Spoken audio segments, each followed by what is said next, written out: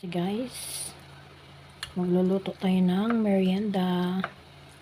Ito siya guys, galing to sa rep kahapon. Binalatan ko kasi to. Tapos hindi ko naluto kasi busy kahapon.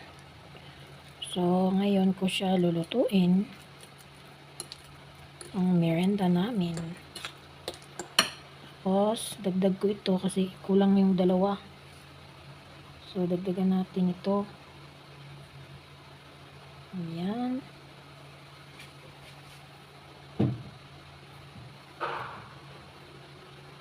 Ayan. Bali apat na. Saging. Tapos, ipahuli lang natin to siya guys. I-mix muna natin yung ating itlog. Batihin natin yung itlog at so, ang ilagay ko lang nito na sugar guys is kaunti lang kasi matamis na yung ating saging. So, kaunti lang sugar ilagay natin guys. So, yan. Tulog na. Ayan. So, dito na naman tayo sa ating dalawang itlog. Ayan. Dalawang itlog lang ilagay natin.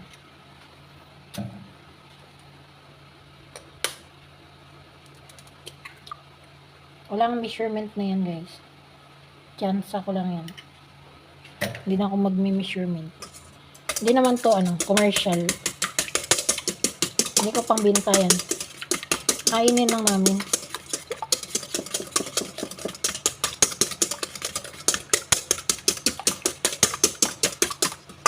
Tapos lagyan natin ng kalahati lang na or 1 cup na lang. 1 cup kasi 500 grams yung ating siguro sobra 500 grams yan. So, ganyan lang. Isa lang. Tapos, lagyan natin ng konting asin. Saglit lang guys, ha. Lagyan natin ng asin. Konti lang din. Ganyan. Tsaka, dyan. That's it. So, mix natin. Mix natin ulit.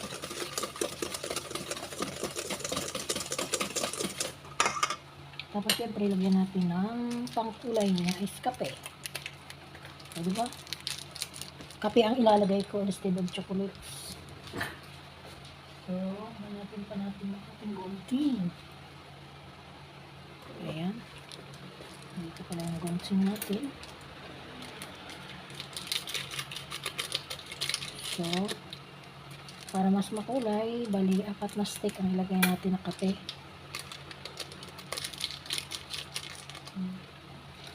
Ayan. Bali 4 na Nescafe stick ang ilagay ko. Ayan. Tapos ang ilalagay ko dito guys, gatas. Fresh milk. Na magtutubig. Fresh milk ang ilagay ko. Ayan.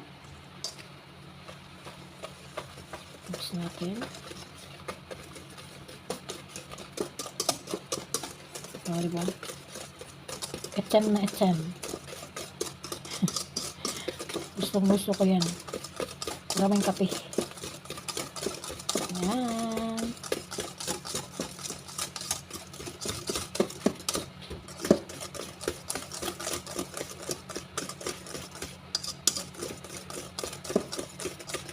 So, yun siya guys. So, lagyan na natin yung ating kulang pa siya. Meron pang nakalimutan. Lagyan natin ng vanilla. Ayan. Pero walang measure yan. Ganun lang ako magluluto. Pag kinakain ng namin, hindi na ako mag-measure. Walang measurement yan. So, hindi ako magluto na walang measurement. So, yan. Lagyan na natin yung ating harina.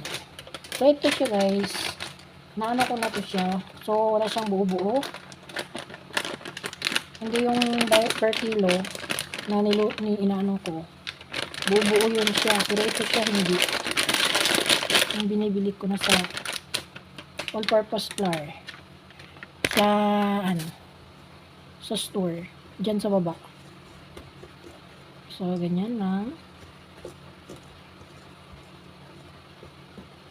Ito, lagyan natin ng fresh milk.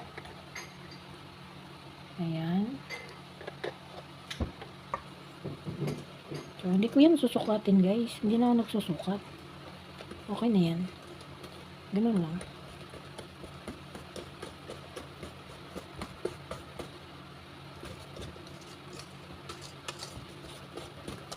Kaya ako magsukat-sukat pa. Diretso na yan. So, yan.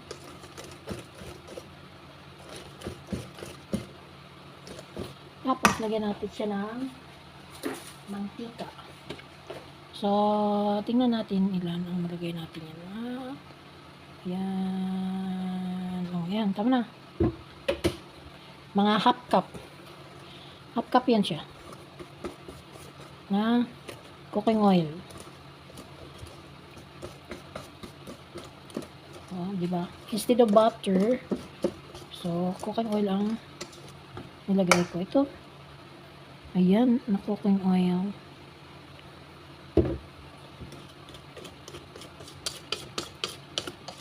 So, lagay na rin natin yung ating baking powder.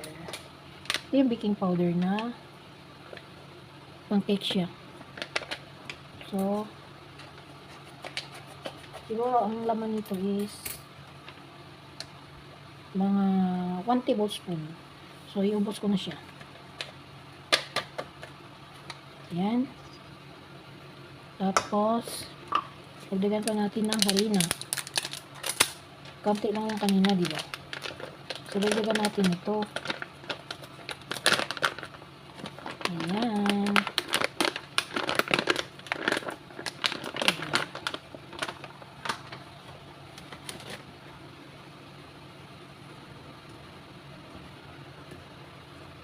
So, yan. Tapos, ihalo na rin natin itong ating saging. Halo na natin together para malaman natin yung texture niya.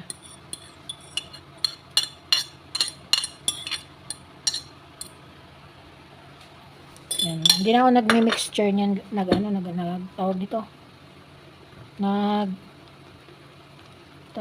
Takal. Measurement. So, ganyan lang siya guys. Ayan. O, need pa natin ng dagdagan ng actually, wala pa yung wala pang baking soda. So, lagyan natin ng baking soda. Pag ako nagluluto ng banana cupcake or steam cake, lalagyan ko siya talaga ng konting ito, mga 1 spoon. Lagyan ko siya ng baking soda. So, yan. Natin sa taas yung ating diba? So, need pa natin siya lagyan ng gatas. Hindi na ubos yung ating harina. Ubusin na natin yan. Yan. So, may harina pa ako idadagdag. para marami tayong pang merienda. Lagay na lang natin sa rep, tapos ipapainit na lang for 3 days or 5 days, no problem. Hindi naman to siya agad masisira, kaya pwede kang si lola ko pa na malakas kumain nito, kahit na dalawa pa na cup ang bibigay ko sa kanya. Yung may lutuan kasi ako dito na molder na malaki, kahit dalawa pa yon, mauubos niya yan. So yan, so dagdag pa natin ito para marami itong stock na pagkain. At saka syempre magbabaon din ng ating partner ang kape niya sa trabaho. Hindi lang yan, pinamalo po. So, ayan. At, lagyan natin siya ng konting vinegar. Wait lang guys. At, ako'y magkuha ng konting vinegar. I-mix ko dito. So, ayan. Lagay na natin yung suka. Nagbobo siya kasi nilagay ko yung gatas. Ayan. So, mix natin.